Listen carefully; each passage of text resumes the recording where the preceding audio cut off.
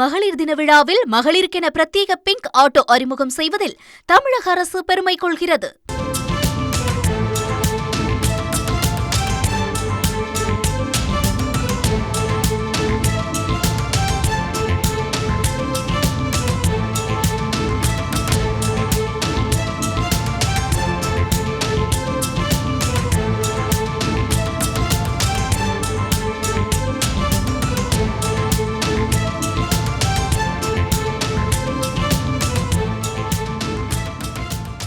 திருப்பதியில் பக்தர்கள் தங்கியிருந்த ஹோட்டல் அறையின் மேற்கூரை இடிந்து விழுந்து விபத்து ஏற்பட்டிருக்கிறது. தொடர்பான விவரங்களோடு இணைகிறார் செய்தியாளர் சரவணன். சரவணன், வணக்கம். இந்த அறையில் தங்கியிருந்த பக்தர்களுடைய நிலை என்ன சரவணன்? எத்தனை ஆண்டுகள் பழமையான ஹோட்டல் இது? தொடர்பான விவரங்களை பதிவு பண்ணலாம் சரவணன்.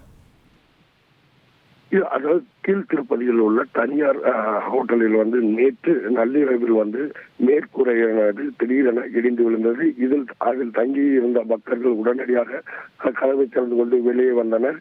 இதனால் அந்த சத்தத்தினால் அருகில் இருந்த பக்தர்களும் வெளியே வந்தனர்.